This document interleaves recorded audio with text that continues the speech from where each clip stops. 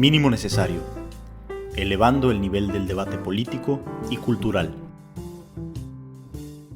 Sean muy bienvenidos a una nueva edición de Cultura Mínima con la alineación tradicional. Después de esta gran participación de otro de nuestros colaboradores de siempre, que es el buen Alejandro Terán, sobre Chesterton. Y ahora, pues esta semana se celebra en México una costumbre ancestral, que es el Día de Muertos. El Día de los son 2 días de los muertos, y no es que queramos nosotros adaptar esta emisión a esa tradición, pero creemos que es conveniente y que viene bien recordar a Juan Rulfo, particularmente Pedro Páramo, sobre todo porque Benjamín escribió un texto como un montón de piedras que está en la página de internet disponible y que pueden echarle un vistazo en cualquier momento. Entonces, bueno, está aquí acompañándome, los saludo primero. Terán, ¿cómo estás? ¿Qué cuenta Ohio? Hola, Alfonso, como siempre es un placer. Como dices, la última entrega fue ahí con mi hermano, con Alejandro, sobre Chesterton, y pues parece que cultura mínima y las conversaciones necesarias y mínimo necesario en general, cada vez se va poniendo más sabroso estos temas que discutimos. Y pues sí, ahora me encuentro para nada cerca de mi país, ni geográficamente es el país vecino, pero híjole, es un mundo totalmente diferente. Entonces, desde aquí van a salir mis reflexiones sobre Rulfo. Venga, pues ya pasaremos ese tema de la identidad, que creo es importante en la obra de Rulfo. Y Benjamín, ¿cómo estás?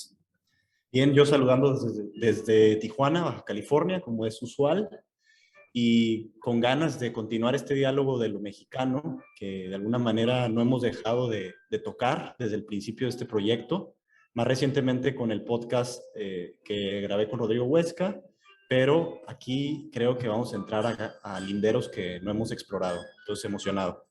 Vamos a entrar a estas atmósferas, como diría Giorgi Ligeti, y es algo que me parece sumamente estimulante. Entonces, a ver, ya para no perder tiempo en minucias, entremos ahora sí que nos traigan el plato fuerte.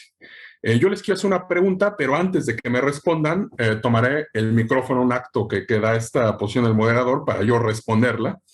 La pregunta es, ¿quién es Juan Rulfo? En uno de nuestros primeros podcasts preguntamos quién carajos es Knut Hamsun. Yo creo que es difícil añadir el carajos aquí a Juan Rulfo, porque creo que es uno de los escritores más conocidos, no solo en México, sino fuera de México, en relación a lo mexicano. No tengo aquí el dato exacto, pero me imagino que después de Octavio Paz, por ahí a lo mejor está la pintora Frida Kahlo, por ahí está Carlos Fuentes, y a lo mejor después abajito vendría Rulfo, en términos de, como dicen los estadounidenses, name recognition. Pero bueno, ¿quién es este señor Juan Nepomuceno Carlos Pérez Rulfo Vizcaíno? ¿No? Un hombre barroco, totalmente, que nació en Apulco, en este poblado de Jalisco, en 1917. Es una fecha, un año histórico, es el Congreso Constituyente de esta Constitución del 17, que es la que da origen al régimen postrevolucionario, y muere el 7 de enero de 1986, también una fecha simbólica porque está pegada después del terremoto, ¿no? Que se supone, en una como interpretación muy centralista, ya me dirás tú, Benjamín, si estás de acuerdo o no, de que ahí nació la sociedad civil, ¿no? Se nos dice. Yo creo que es una interpretación muy centralista, pero bueno. A ver, yo empiezo abriendo boca. Para mí, Juan Rulfo, no quiero que caigamos como en lugares comunes, como en mera recitación de datos, de Juan Rulfo publicó tal, hizo tal. Les voy a decir para mí qué significa Juan Rulfo. Para mí, Juan Rulfo es la representación de la persona que supedita todas las áreas de la vida a la labor intelectual, a la labor de escritor. Y con esto, ¿a qué voy? Que claro que tenemos como en el imaginario la edad del poeta o del escritor nefelíbata, que va por las nubes caminando, un poco como este cuadro que está en la Pinacoteca Vieja de Múnich de Karl Spitzweg, que es un pintor Biedermeier, que se llama El Poeta Pobre. Así se llama este cuadro, donde vemos en el óleo a un poeta en una buhardilla europea. Está en el piso, acurrucado con una manta, ha extendido un paraguas para bloquear las goteras que se están filtrando por el techo. La estufa está prácticamente vacía, no hay leña, no se puede calentar. Vemos que hay hojas de sus libros que está como sacrificando. En el fondo se ve una ventana como de techos nevados y lo vemos en las manos como haciendo, contando hexámetros y sigue poetizando. Es decir, ya se desprendió del mundo real, pero incluso se desprendió de las necesidades básicas, que las necesidades básicas es comer, es protegerse del frío. Creo que Juan Rulfo no fue ese caso. Juan Rulfo se dedicó a cualquier tipo de trabajos, desde agente migratorio hasta agente de ventas de una llantera, que es Goodrich, pasando por, creo que estuvo en el Instituto Nacional Indigenista, estuvo en una comisión del Papaloapan, en el Instituto Nacional Indigenista exactamente. Entonces, me parece que Juan Rulfo, ya me dirás tú, Terán, pero me parece un poco como Kafka, como el caso kafkiano. O sea, no niegan que hay que hacer eso, de algo se tiene que vivir, tenemos que pagar la renta, pero trato de sacarle fruto a lo que estoy haciendo, y segundo, me permite como abrirme nuevos horizontes, ¿no?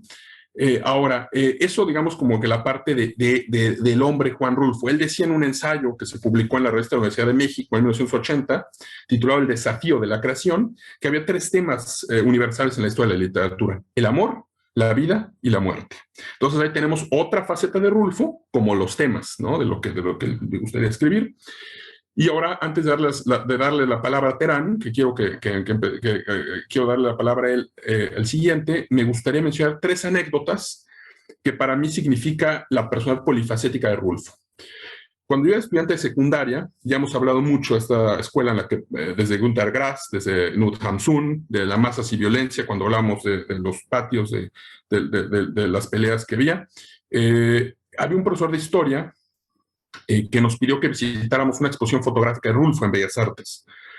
Fui y me quedé fascinado con una fotografía donde vemos una barda como serpenteando, una barda de piedra en la provincia mexicana. Esa barda de piedra me hizo recordar el pueblo de mi abuela, que se llama San Francisco Soyaniquilpan, en el Estado de México. Y ahí lo que vemos también es uno de los referentes, uno de los hitos de ese pueblo, es una fuente donde están labradas 2 salamandras. Claro que en esta ignorancia contemporánea de muchas autoridades, etcétera, se ha descuidado totalmente. Las salamandras han perdido la talla, donde estaba la orfebrería, estaba, digamos, el trabajo artesanal reflejado en las escamas. Ya están muy borradas, desfiguradas las salamandras, pero están cerca de un ojo de agua, de una fuente de agua. Entonces esta idea como del reptil que comunica los 2 mundos, y las deidades, en este caso ñañús, ¿no? Que es el grupo étnico de esa región, y en el caso de esta barda de Rulfo, pues es la provincia de Jalisco, ¿no? Ahora, segunda anécdota, hace unos años de visita en Lisboa, encontré en uno de los pocos libros que había mexicanos, El Gallo de Oro, que es un libro de Juan Rulfo. Lo encontré en portugués, en una edición preciosa, y me hizo recordar otra faceta de Rulfo, esta de las autoridades de Bellas Artes, el Rulfo fotógrafo. Ahora estoy hablando del Rulfo que inspiró el cine, porque la literatura de Rulfo tiene un aspecto cinematográfico, ya andaremos en ello. Y digo que este libro de la librería portuguesa me llevó al cine porque está esta magnífica película donde participa, creo que está López Tarso, y la inolvidable Lucha Villa, ¿no? Con esa escena magnífica, esa secuencia donde sale entre papel picado en este pueblo. Y parece que el guión, si no mal recuerdo, lo escribió Carlos Fuentes, Gabriel García Márquez y Roberto Gabaldón. Entonces, ahí está el Rulfo que inspira lo cinematográfico con El Gallo de Oro. Tercera anécdota, revisando el archivo de mi abuelo, encontré una revista que producía esta marca, que es de llantas Goodrich. Era un tomo suelto que estaba ahí con una cabeza olmeca en la portada. Y esta revista, creo que se llama Caminos de México, la producía Goodrich en unas 20 páginas, como decía, está el Parque de la Venta de Tabasco, está tal cosa, y me pareció ver en los créditos ahí a Juan Rulfo. Entonces dije, otra personalidad de este agente de ventas, y seguramente que se llevó de sus visitas a Tabasco o de sus visitas por todo el territorio vendiendo llantas, algo para sus cuentos, entonces, y textos narrativos. Terán, para ti, ¿quién es Juan Rulfo? Híjole, pues ya te echaste, abriste ahí unas puertas muy buenas, ¿no? O sea, imagínate si me voy a soltar hablando de Rulfo. También pues voy a contarles así como desde mi persona quién es Rulfo, porque Rulfo está entre mis escritores favoritos, o sea, así se las pongo, o sea, entre los 5 o 6 escritores que más he leído durante la vida, es decir, está ahí junto con Kafka, Borges, Gogol, Goethe, es de esos escritores. Y yo recuerdo en la secundaria, igual que con Borges, fue mi primer acercamiento con Rulfo, en una edición de cátedra de estos libros, de estas ediciones negras, y traía un montón de notas explicativas, pero pues a mí como que en ese entonces yo no sabía bien esto de la crítica literaria y de todo eso, pues yo simplemente estaba en secundaria, me acercaba a la experiencia de la literatura, pues por la historia y todo eso. Ahorita que lo pienso, pues una versión de Pedro Páramo o del Llano en Llamas con tantas notas, pues es totalmente innecesaria. Y en este caso era porque Cátedra es una editorial española, entonces tenían explicaciones de todo el lenguaje y las particularidades, las mexicanidades de Juan Rulfo. Entonces esa fue mi primer libro de Rulfo, el Llano en Llamas de Editorial Cátedra. Y esos cuentos me han acompañado toda la vida. Ahorita acá en Ohio no pude traerme todos los libros, pero traigo el Llano en Llamas y de hecho no traigo Pedro Páramo, entonces las referencias que voy a estar haciendo pues van a ser de memoria. Y bueno, mencionaste la particularidad de Rulfo como escritor, de estos que, bueno, existe esta mitología, este arquetipo del que se dedica ahí se entrega toda la vida a su obra literaria, ¿no? A mí Rulfo siempre se me ha hecho parecido a Salinger, a J.D. Salinger, este escritor norteamericano que murió en 2010, en el sentido de que fueron personas que con su obra alcanzaron el éxito, la fama mundial, incluso cuando estaban vivos, pero siempre permanecieron alejados de los reflectores. Y otra cosa que se me hace muy curiosa es que su obra es muy poca, ¿no? Pedro Páramo, Juan Rulfo escribió Pedro Páramo, que es esta novela, El Llano en Llamas y El Gallo de Oro, que es un guión para cine.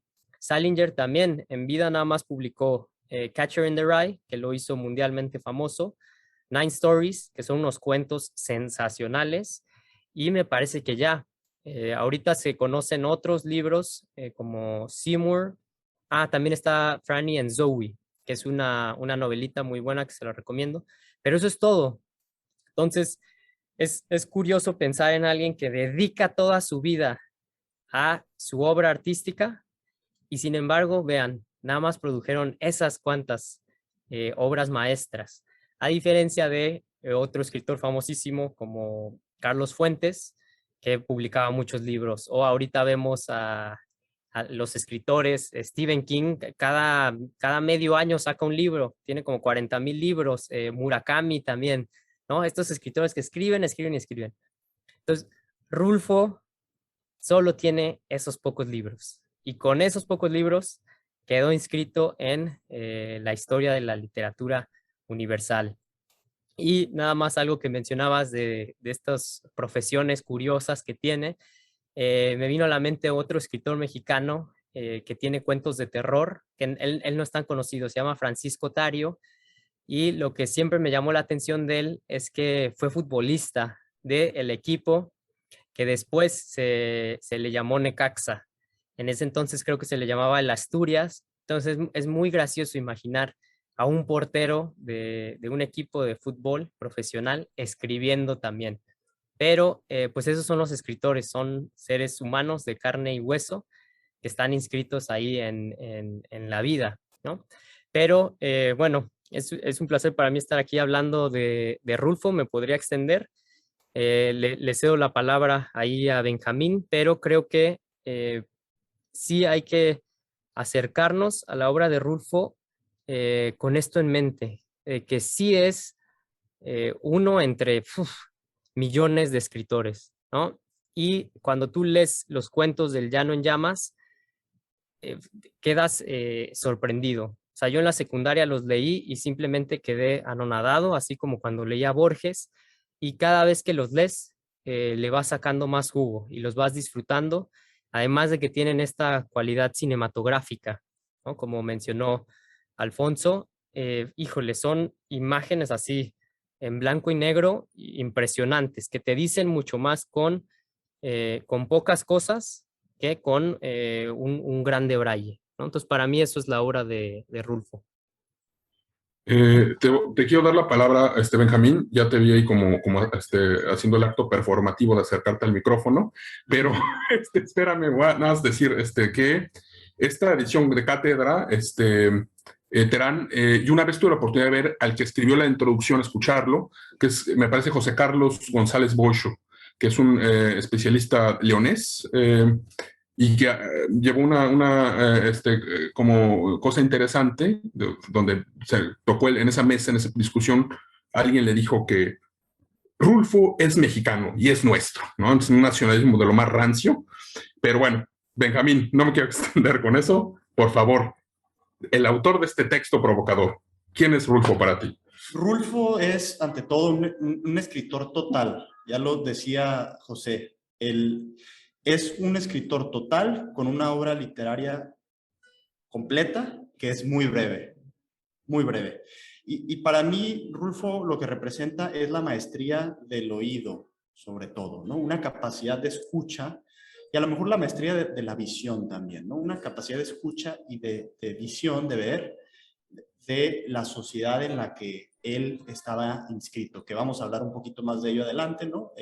Toca las faldas, una ceja quizá de la Revolución Mexicana, también la Guerra Cristera, con mayor cercanía, pero la lectura que él hace de estos eventos no es una lectura necesariamente histórica o etnográfica, y eso es lo que a mí me encanta. Es una lectura más bien de carácter literario, justamente, en donde él tiene la brillantez de crear un nuevo lenguaje de lo mexicano.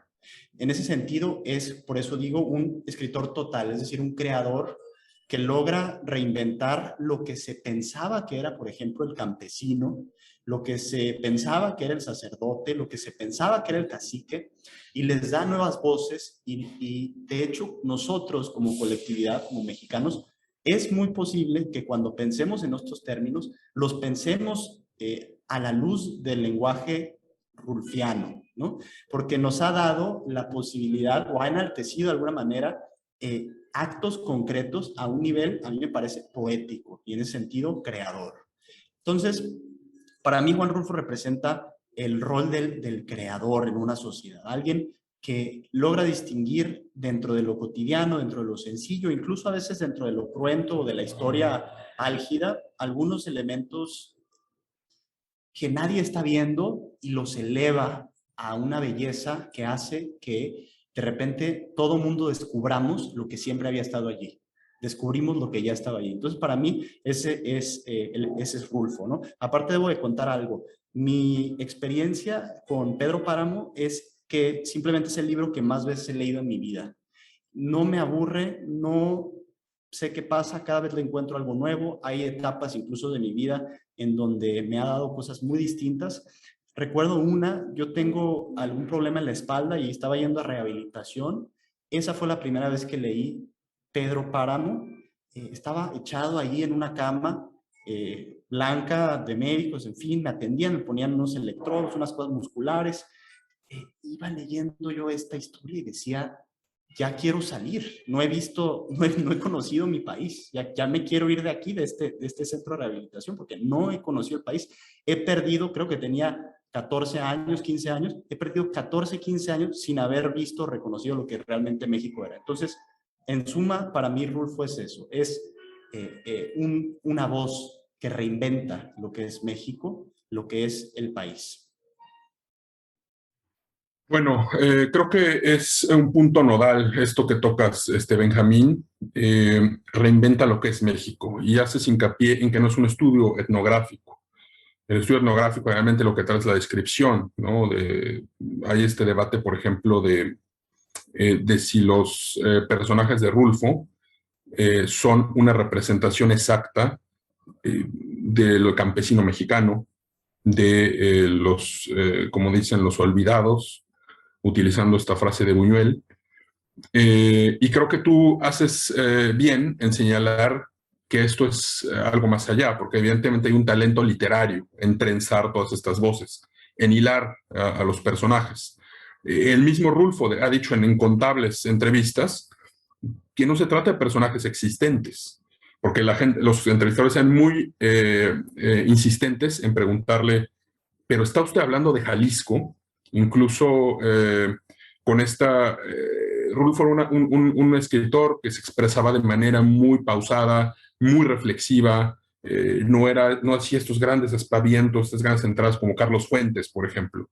Me parece muy interesante esta entrevista que le hace Serrano Soler, este entrevistador español, porque cuando habla con Carlos Fuentes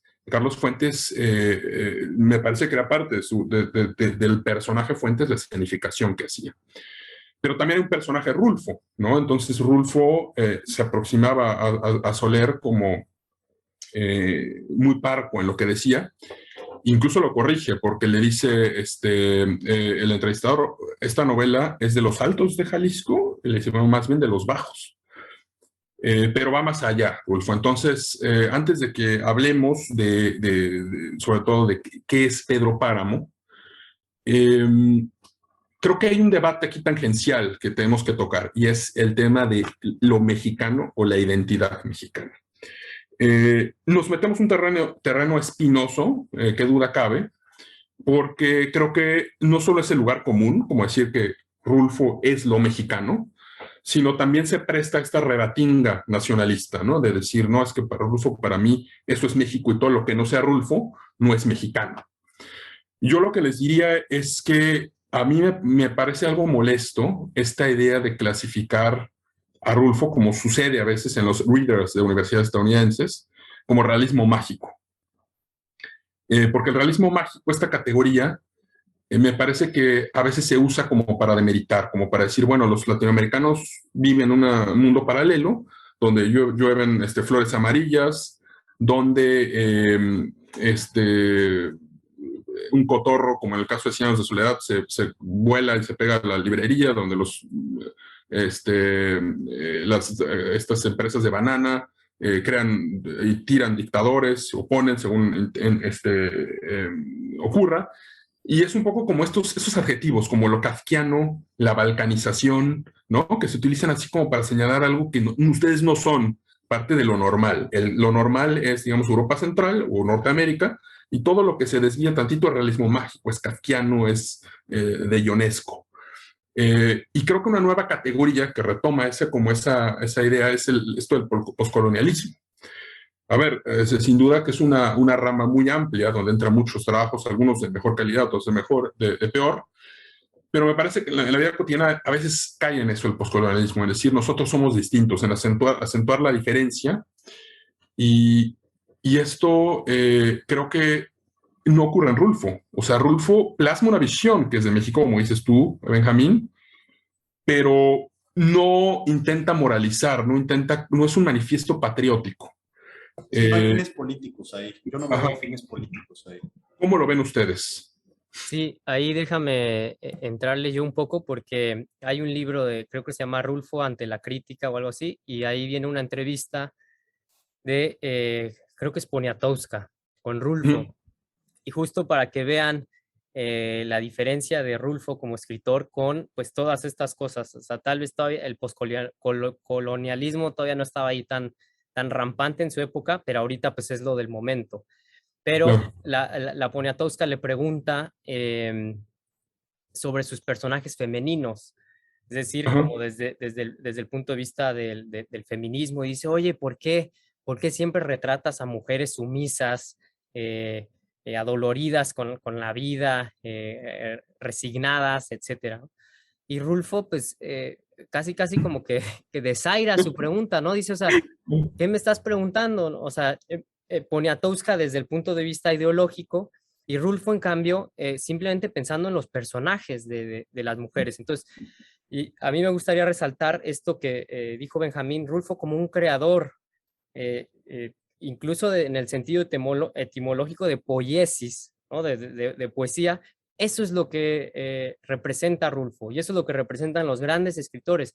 Estás creando algo y obviamente incorporas elementos de tu cultura, de tu historia, la historia de tu país, pero justo los grandes escritores pues tienen este alcance universal a través de su obra, ¿no? Más allá de las ideologías. Entonces, a mí me gusta mucho eso de Rulfo, que lo entrevistaban y pues sí, quería hablar de arte, ¿no? Vi que le gustaba mucho la música, por ejemplo, platicaba de eso, de los libros que leía, pero nunca como este gran intelectual, pues, ¿no? Que también quisiera plasmar en su obra lo mexicano o criticar, ¿no? Porque ahorita vamos a poder hablar, por ejemplo, pues de esta visión de cómo retrata más bien el catolicismo, ¿no? Que alguien podría Claro. decir, eso es el catolicismo mexicano, ¿no? Estos curitas regañones y en realidad no, o sea, sí podemos hablar de eso en la obra de Rulfo, de una cierta visión, pero no está manchado de esta ideología ni de estas discusiones políticas. Y eso creo que es lo que hace maravilloso a Rulfo, ¿no? Benjamín. Pues igual que José, veo que hay una ausencia de ello y me parece un acierto, lo hace más rico. ¿Qué agregar de esta pregunta que nos haces? Creo que no es un desacierto, ya es una visión personal. Yo no tengo problema alguno con el desarrollo de identidades nacionales a través del arte, por supuesto, dándole su justa proporción, ¿no? Ni es, por un lado, un tema que no debe tocarse, por ejemplo, tratar de hablar de lo mexicano, de características propias culturales de ciertos grupos sociales que viven momentos históricos particulares. Y por otro lado, tampoco debe de ser una obra literaria el máximo referente o la respuesta única a esa interrogante de la identidad nacional. Sabemos que hay perversiones, sabemos que hay interferencia a veces del poder político constantemente para tratar de cooptar ciertas voces artísticas, en fin, pero yo creo que en general es una búsqueda que siempre debe permanecer abierta y que haríamos bien generacionalmente justamente con cosas como las que estamos haciendo, tratando de plantearlo, replantearlo, desmenuzarlo y no tenerle miedo a entrar a lo que es lo propiamente mexicano, si es que hay tal cosa. Me parece que sí, me parece que con este discurso de la globalización y de que somos seres desarraigados ya de ciertas culturas por el hecho de que estamos interconectados, es un discurso pobre, es un discurso en el que se pierden cosas, pero que no implica necesariamente el salto opuesto, que es un nacionalismo exacerbado, una cerrazón, etc. Esa sería mi visión.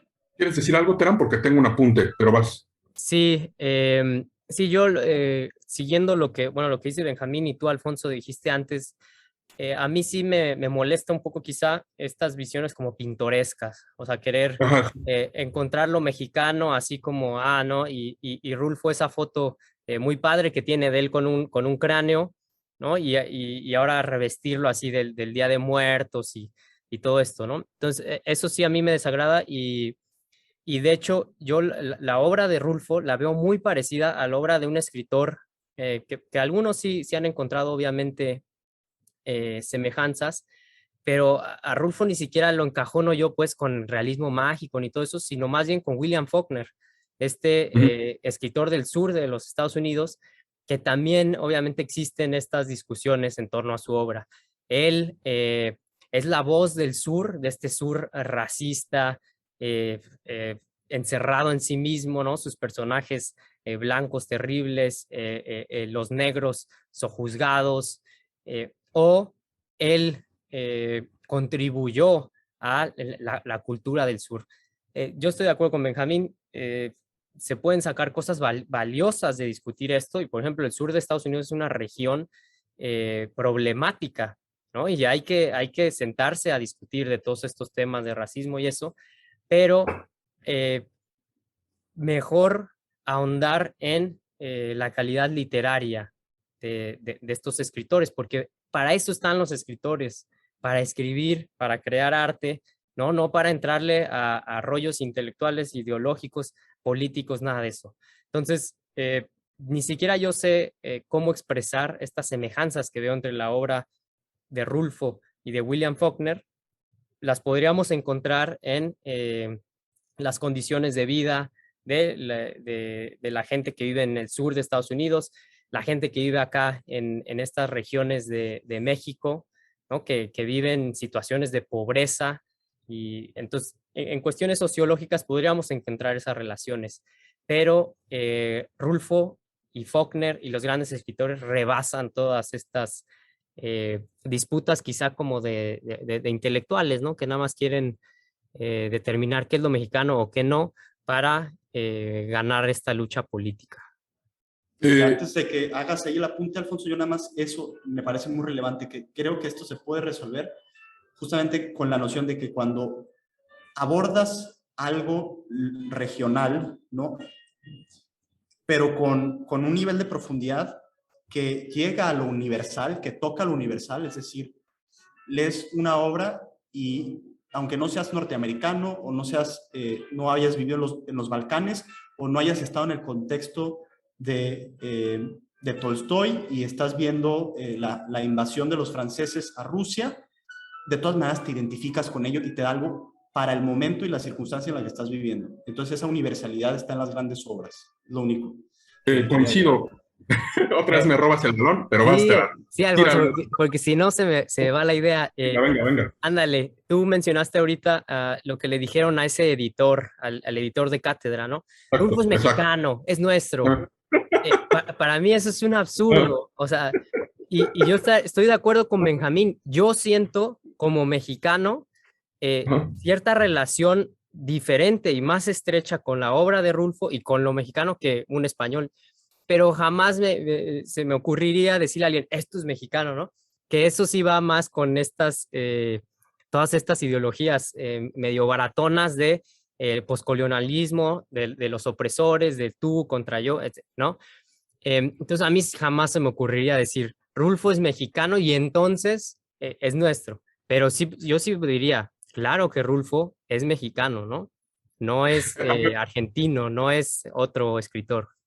A ver, quiero recopilar sus argumentos y a ver si puedo frasearlo de manera inteligente.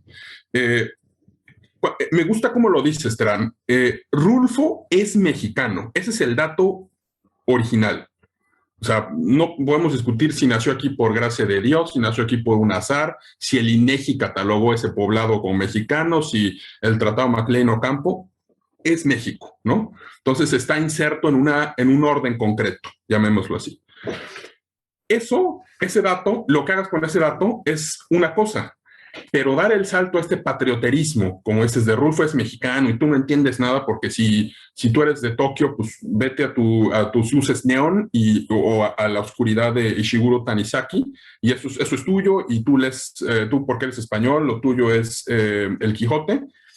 Creo que sí hay una diferencia, ¿no? Entonces me gusta mucho, como lo dices, no estamos hablando de escritores en el vacío, ¿no? De que no tienen personalidad, etcétera. Evidentemente no, pero es algo más y creo que es un poco lo que dice Benjamín con que son universales. Me gusta lo que dices de la invasión de los franceses, Benjamín. Me hace pensar también en Shostakovich, ¿no? En estas sinfonías.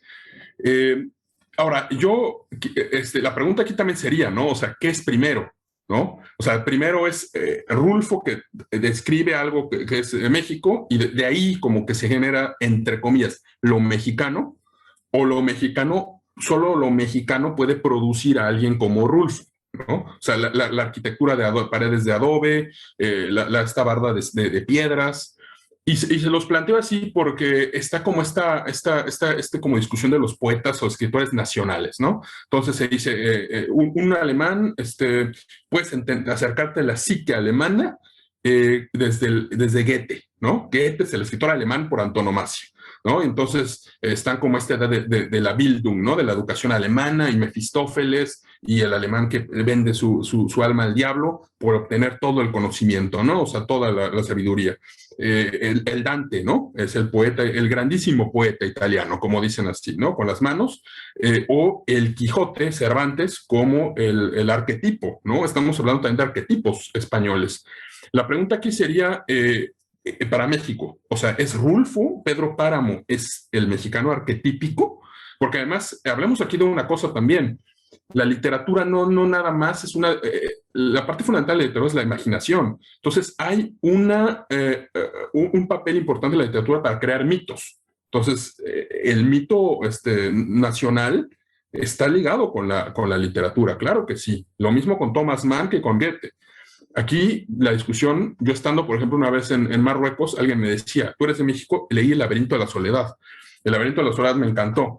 A mí se me hace el peor libro de Octavio Paz, ¿no? O sea, se los digo, me parece incluso triste que el monogramático, que la poesía de Viento Entero, o sus cuentos maravillosos que tiene de la Ola, no sean tan conocidos como El laberinto de la soledad, que puede caer a veces en lugares comunes. Pero digamos, esta definición de lo mexicano se mueve generalmente en esos dos polos, ¿no? Entre Octavio Paz o Juan Rulfo, Pedro Páramo, El laberinto de la soledad.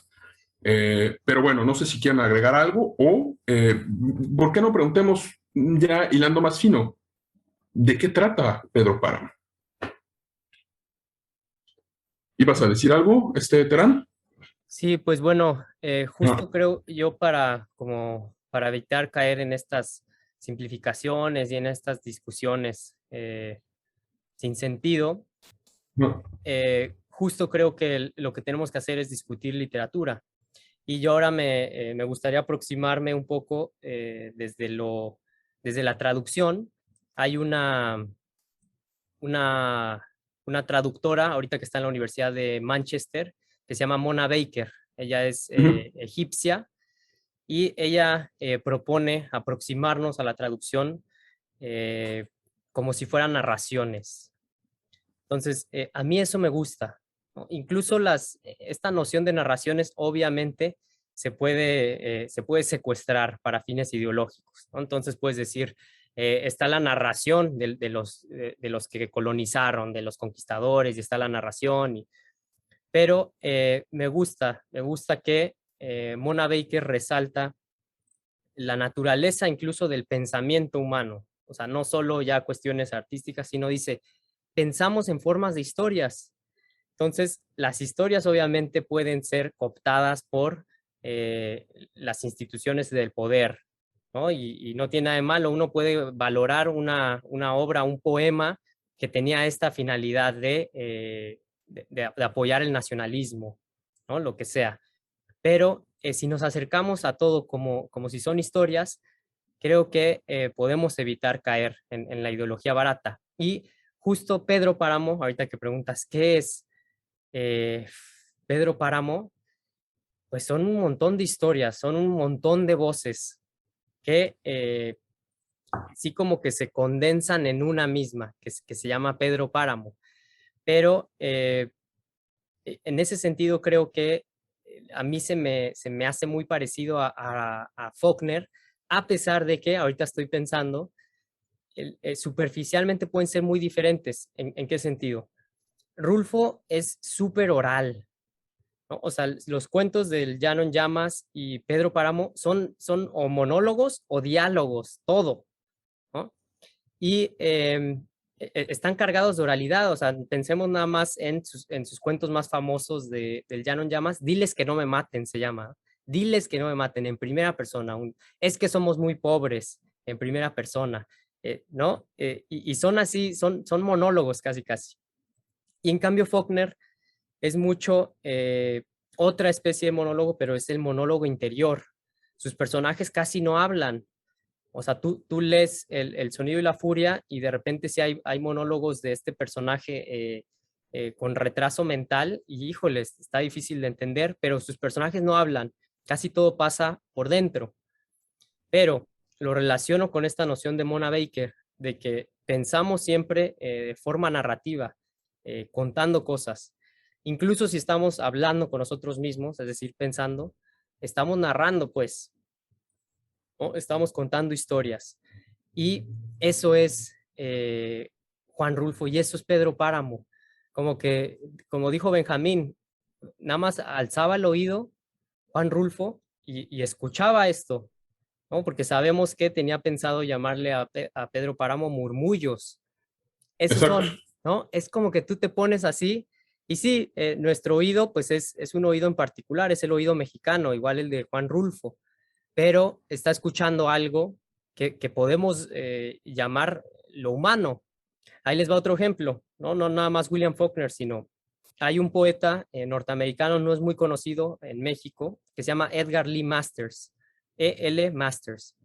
Y él tiene un poema en 1915, me parece que lo escribió, que se llama Spoon River Anthology, la antología de Spoon River. Spoon River es un pueblo y esto es una serie de poemas que son los epitafios de toda la gente muerta en el cementerio del pueblo. Entonces todos tienen su voz y en ese sentido es como un poema colectivo que recoge las voces de los muertos y se parece pues mucho a esta noción de Juan Rulfo, ¿no? Porque eso es Pedro Páramo, es estar escuchando lo que tienen todos que decir, que sí puede girar en torno a Pedro Páramo, que es el cacique, como tú has analizado, ¿no, Alfonso? Sí, Están las sí. instituciones, están los órdenes, está todo esto. Pero en esencia, Pedro Páramo es escuchar esas voces, las voces de los muertos, que algunos están en el purgatorio, otros en el cielo, otros en el infierno, no sabemos. Pero en esencia eso es Pedro Páramo y a mí me parece maravilloso. En el Eh, cielo creo que no hay nadie ahí, ¿eh? No sé, o sí, ¿quién está en el cielo de ahí? Sí, ahorita que lo pienso en el cielo, no, ¿verdad? Porque de hecho mencionan, creo que es a Susana San Juan, la escuchan cuando están Juan Preciado con, no me acuerdo cómo se llama la mujer con la que está compartiendo el ataúd, la tumba. Dicen que Sí. se escucha la voz de Susana San Juan, pero de repente ya como que se pierde, ¿no? Y de repente hay frases ahí que dicen, está más allá de la gracia de Dios. Eh, Creo que es Dorotea con la que está, ¿no? Donicia, una hermana. Son los dos hermanos, ¿no? Y aparece de repente ahí Juan Preciado. ajá. Bueno, voy a nada más contestando rápido la pregunta de Alfonso. ¿Qué es Pedro Páramo? Yo quisiera aquí contestarlo haciendo alusión a la obra misma y espero no se me acuse, como en algún momento se le acusó a Denise Dresser de autoplagio, porque voy a, voy a narrarlo con lo que ya escribí en este texto que pueden ver ahí en la página de Mínimo Necesario. La historia de Pedro Páramo es el viaje de Juan Preciado a Comala para encontrar a su padre, el cacique Pedro Páramo, ¿no? De ahí viene. Y lo va a encontrar únicamente a través de las voces poéticas de los muertos de este lugar arruinado. Ya lo dijimos, murmullos, ¿no? Escuchará que don Pedro es un rencor vivo, que está fragmentado entre los recuerdos de quienes lo conocieron como patrón, embustero o asesino. Conocerá de sus lujurias y su obsesivo amor por Susana San Juan. Lo verá en los funerales de su hijo Miguel, sonsacando bandos revolucionarios y vengándose del pueblo de cuyas tierras se apropió con artimañas. ¿Sí? Entonces, después lo verá como un niño, verá que el pueblo está atorado infelizmente en la mera boca del infierno, donde estos muertos que están allí se alimentan del recuerdo.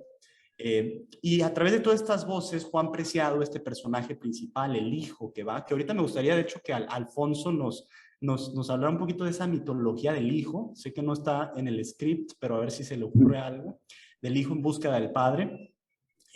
Bueno, Juan Preciado encontrará la unión entre sus raíces y su destino, ¿sí? Una vida atada a una remembranza hueca, hundida en un estanque espiritual que no cede. Ahí ya entro yo a la tesis de mi interpretación de la obra, que veremos un poquito más adelante, pero creo que esto es lo que pasa. Hay raíces del personaje principal en Comala, en el pueblo al que va a visitar, y las encuentra de manera sorprendente en un lugar que no permite que las raíces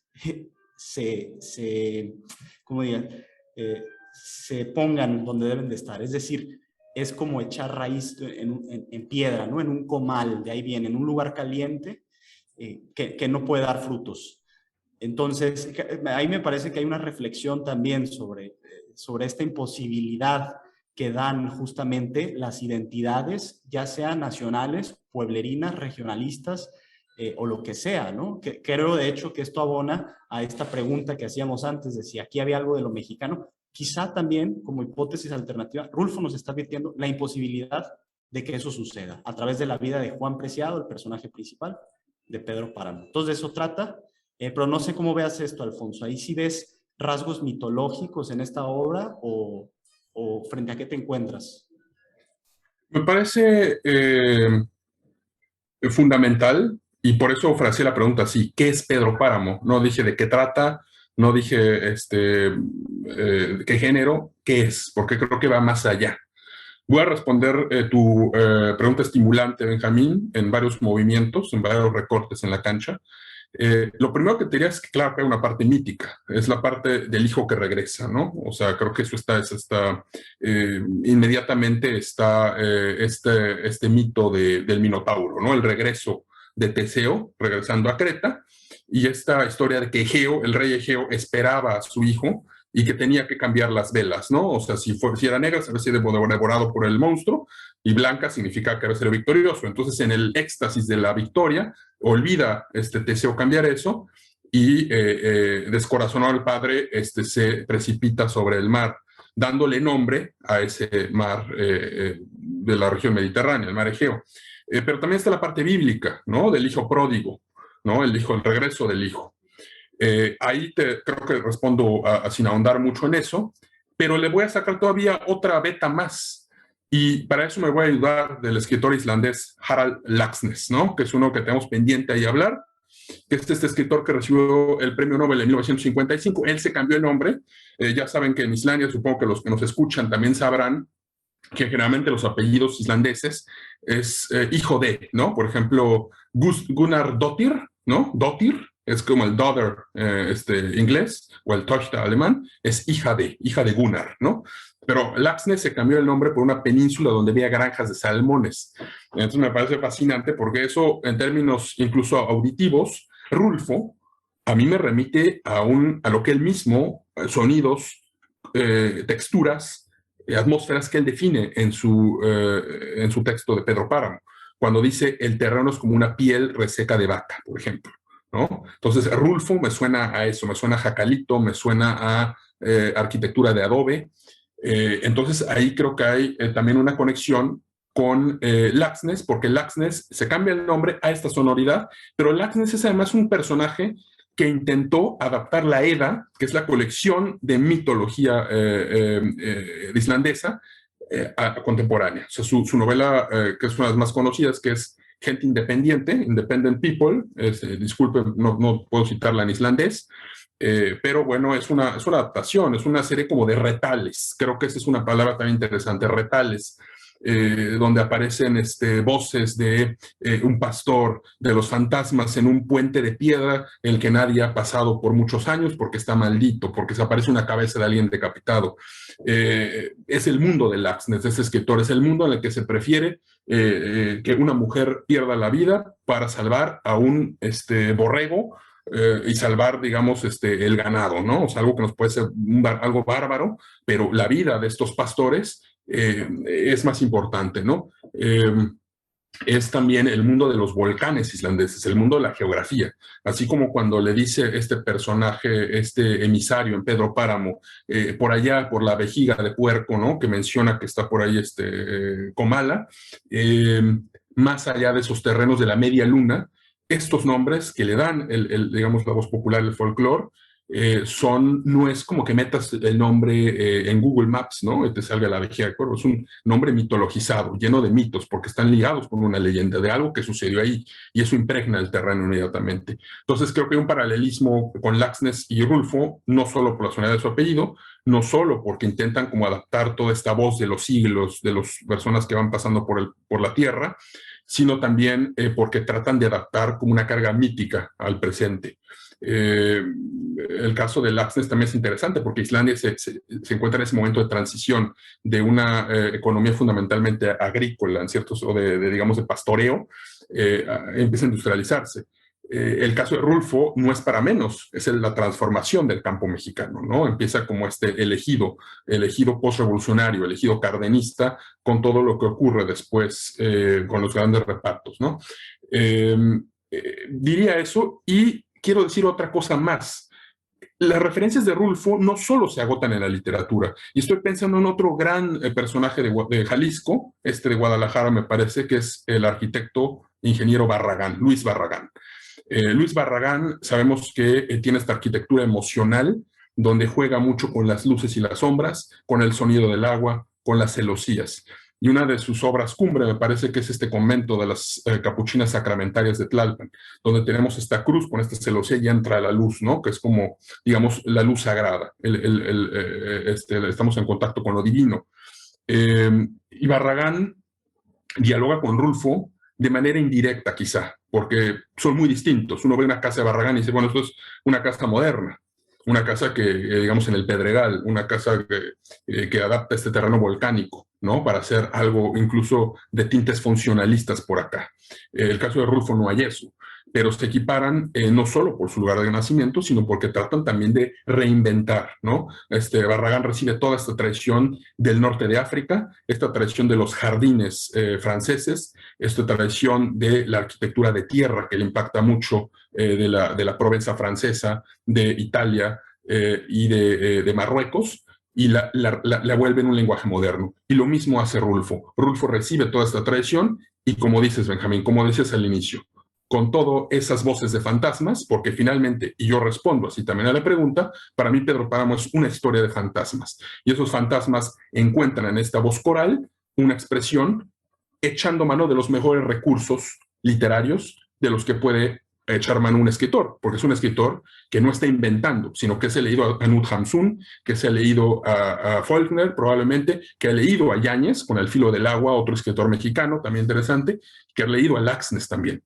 Entonces es una persona que está en un pie en la modernidad y otro pie recuperando estos fantasmas. Terán. Ya me extendí aquí, perdonen. No, está bien. Pero bueno, aprovechando que Benjamín ahí te aventó una pregunta así casual, Ajá. leve, ¿no? Oye, Casual. ¿cómo ves esto del mito, ¿no? De la historia prototípica, arquetípica del retorno, en la búsqueda del padre y el retorno al lugar de origen, ¿no? Pues ahí también está la película esta de Disney, por supuesto, no podemos dejar pasar esta oportunidad de mencionar Coco, ¿no? Que Claro. justo es esta historia arquetípica de el niño que va en búsqueda del padre, el hijo que va en búsqueda del padre. Y ahora, evidentemente, esta pregunta que planteabas, Alfonso, de qué es antes, la obra artística que moldea nuestra visión, nuestra percepción de lo mexicano, o al revés, en las obras artísticas se incorpora todos estos fenómenos y elementos etnográficos, culturales. ¿Qué pasa con Coco? Que ahora ya todo el mundo cree que, pues, que eso es México. México es esta abuelita que sí la hay, ¿no? Otra vez, así como Juan Rulfo es mexicano, hay abuelitas así como Coco, ¿no? Pero eso es lo que somos esta historia que nos traza Disney de regresar a la tierra de los muertos, los alebrijes, todos los colores. ¿Somos eso? Pues quién sabe, ¿no? Ahí está la pregunta que te dejo, Alfonso. ¿Qué pasa con Coco y los arquetipos, ¿no? Y me gustó mucho que mencionaste esto de la resonancia de las palabras. A mí, le repito, yo soy fan de El Llano en Llamas. O sea, Pedro Páramo sin duda es magistral, pero me gusta más los cuentos de El Llano en Llamas. Y tiene uno que es maravilloso, que es Lubina. Y uno podría preguntarse, y tal vez le preguntaron a Rulfo muchas veces, ¿y dónde carajos está ese pueblo, no? Y en qué estado de México está Lubina, y cómo expresaste lo mexicano en ese cuento. Ese cuento es magistral y también es una historia, pues no sé ni siquiera si llamarla de fantasmas, pero si lo lees detenidamente, te invade el pavor o una sensación de cercanía con la muerte y con el viento que lo personifica ahí como dedos que rasguñan. Lubina se me hace a mí maravilloso y no existe quizá el pueblo en México que se llame Lubina, pero gracias a Rulfo podemos hablar de esto, ¿no? De estas historias. Y otra, nada más para comparar estos artistas que se inclinan por lo político, por lo ideológico, o los que pues más bien se enfocan en escuchar y en crear. Me vino a la mente un cuento, bueno, es una colección de cuentos de un escritor mexicano que se llama José Revueltas, de esta familia, ¿no? Que tenía muchísimos artistas entre sus hijos, eran un montón, y José Revueltas era el escritor. Y tiene una colección de cuentos que se llama Dios en la Tierra, y en específico este cuento lo sitúa en la Guerra Cristera, que es como escribió Benjamín en la reseña y ha mencionado una que otra vez, ese es como el contexto en el que está también Pedro Páramo, ¿no? Y en el que escribe su obra Juan Rulfo.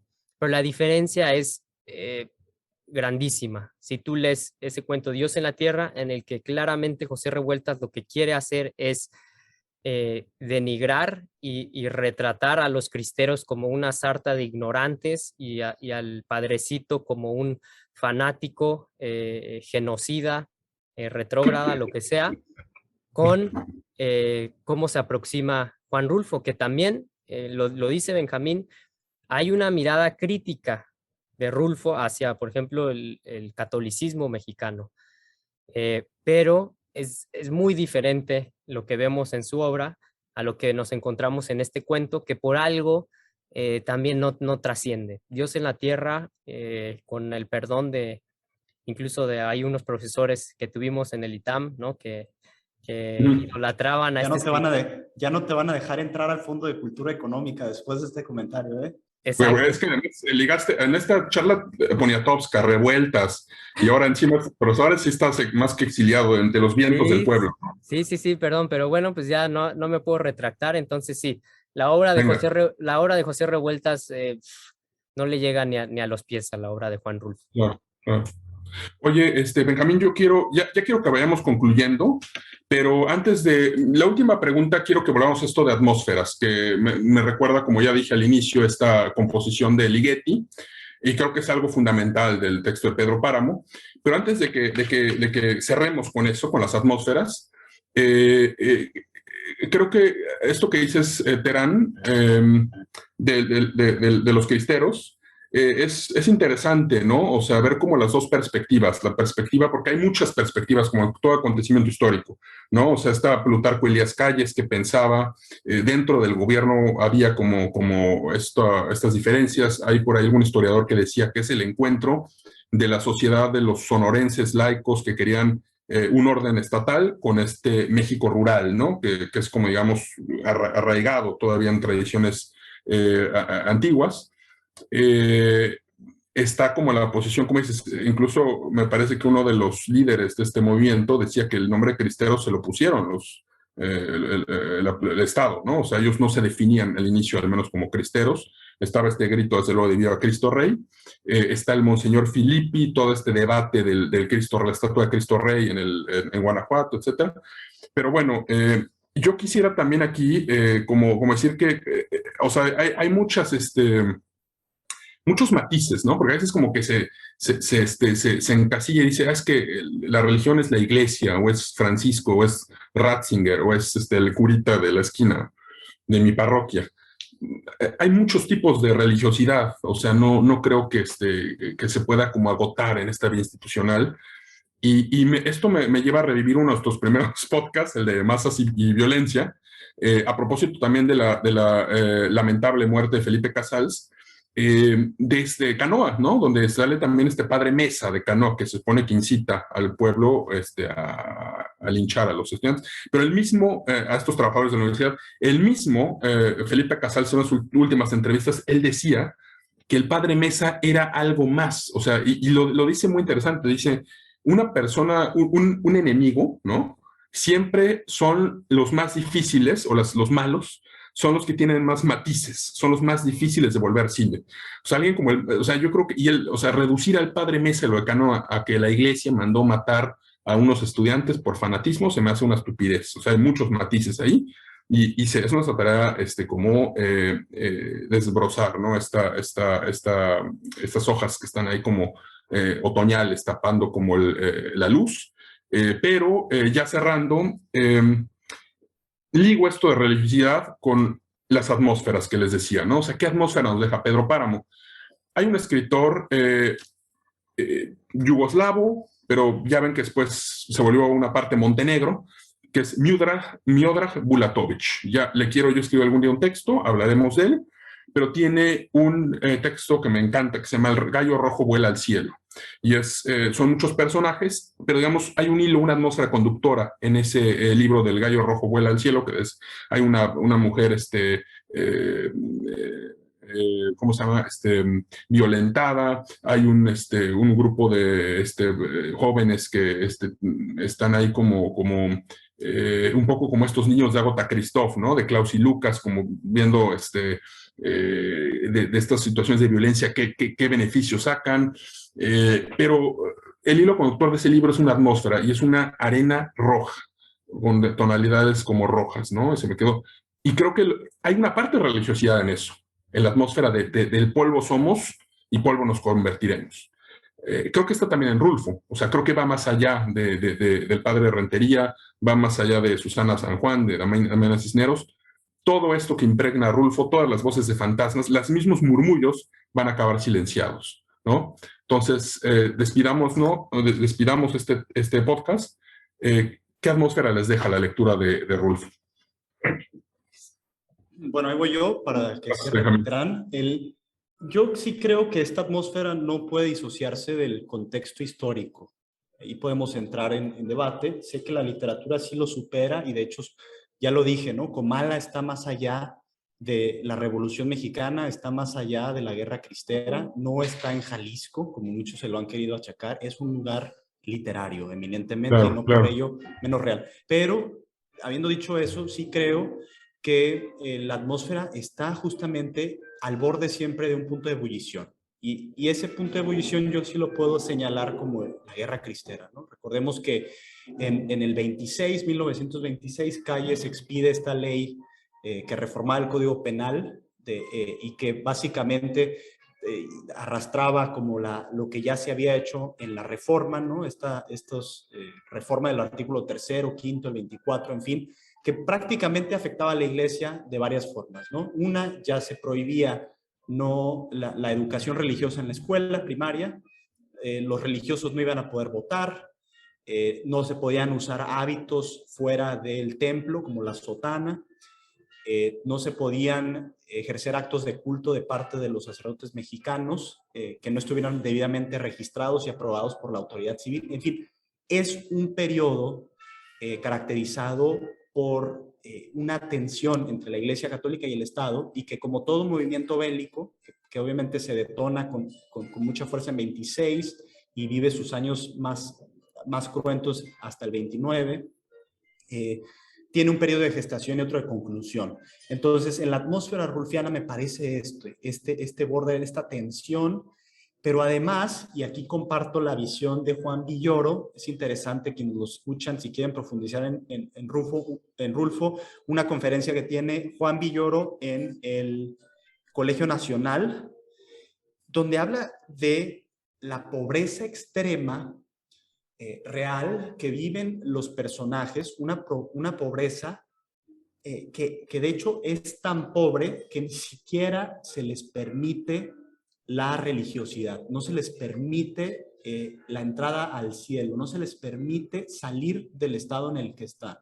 Entonces me parece ese ánimo enclaustrado, asfixiado hasta cierto punto en Pedro Páramo, producido nuevamente por esta tensión bélica, histórica, con referencias históricas, y al mismo tiempo esa pobreza de los personajes que son fantasmas tan pobres que no pueden salirse de donde están, no pueden acceder al más allá, digamos, ¿no? O al más acá, como quieran llamarle.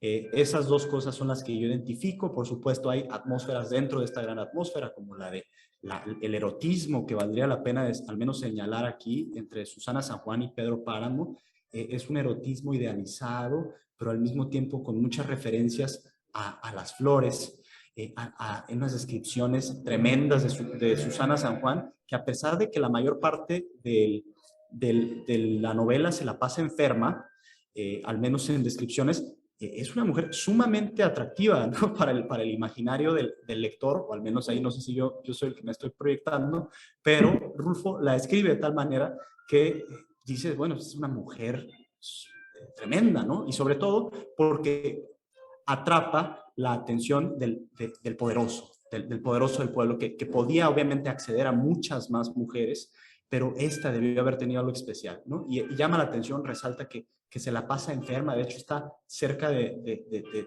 la locura, ¿no? De una locura extraña que valdría la pena analizar.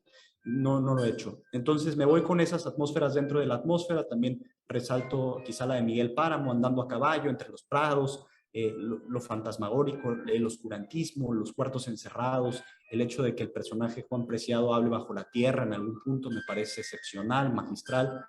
Todo esto me remite a estas atmósferas de las que hablas, Alfonso. Unas palabras para despedirnos, Terán, atmósferas. ¿Con qué atmósfera nos vamos? Ligetiana.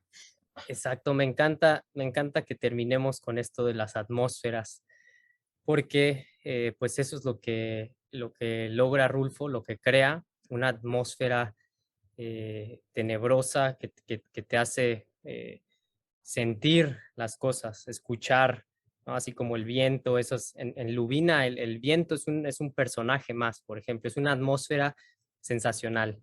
Y eso deben hacer los grandes escritores, generar atmósferas, y en ese sentido yo creo que la atmósfera que genera Faulkner a través de ciertos recursos literarios que son diferentes, a la vez algunos podrían considerar que son muy parecidos a los de Rulfo, la atmósfera es muy parecida.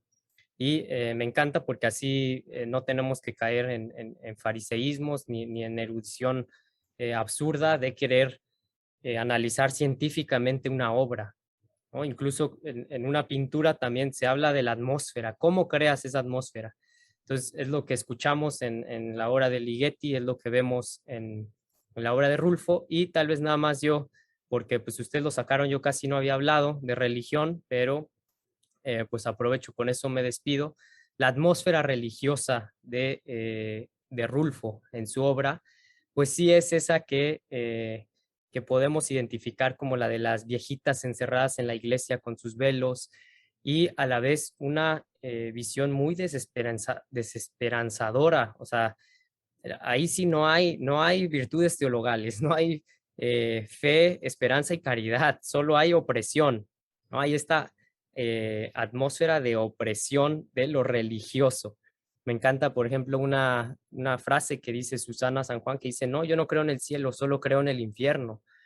Eh, Eso existe, ¿no? Ya sería un error esto que hacen los fariseos, decir, eso es la Iglesia Católica, eso es la religión, en México específicamente era la opresión, ¿no?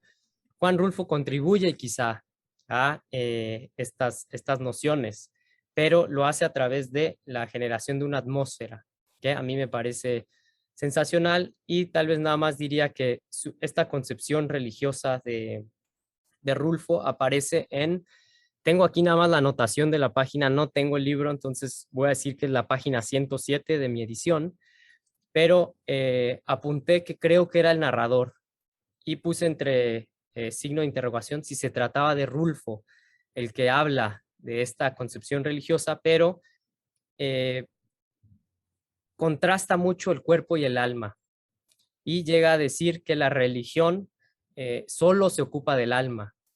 Y eso vemos en Pedro Páramo y en ciertas creencias religiosas, ¿no? Solo se ocupa el alma.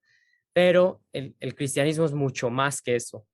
El cristianismo sí es una religión encarnada y genera una atmósfera súper carnal, súper precisa, concreta, humana, y por eso me encanta eso. Y en cambio esta atmósfera de Rulfo o su visión del catolicismo sí era algo incluso yo llamaría como protestante, como puritano, ¿no? Separar el cuerpo del alma. Pero por eso tal vez era tan bueno escribiendo historias de fantasmas. Bueno, pues hay poco que agregar, ¿no? A esto, una atmósfera se siente, ¿no? Una zona es difícil de percibir. Luis Barragán crea una atmósfera en el convento de las capuchinas sacramentales de Tlalpan, una atmósfera sacra, áurea, de claroscuros. Crea la misma en sus casas con como la tradición islámica, ¿no? Del agua murmurante. Laxness, en la obra de Laxness, los volcanes y la tierra y las ovejas son personajes. El pastor es algo más que el personaje que va guiando a las ovejas. En Bulatovich, la tierra roja montenegrina es un personaje. Y en Rulfo también está la atmósfera como un personaje. ¿Qué piensas tú, el que nos escucha? ¿Qué atmósfera te provocó la lectura o te despertó la lectura de Pedro Páramo? Gracias, Benjamín. Gracias, Terán. Les recuerdo que está el texto de Benjamín, como un montón de piedras. Y gracias por escucharnos. Hasta la próxima.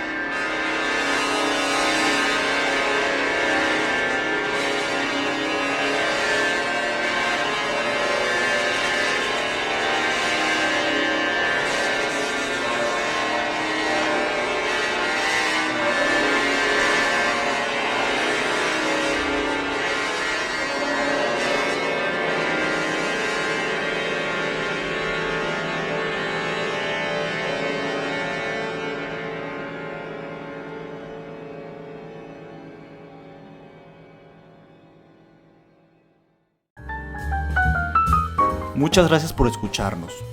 Lo que sigue es que te suscribas, que compartas y, más importante, que nos envíes una creación propia, sea un texto o un podcast o cualquier contribución que eleve el nivel del debate político y cultural de nuestra época. Te esperamos con todos nuestros contenidos en minimonecesario.com.mx. Hasta la próxima.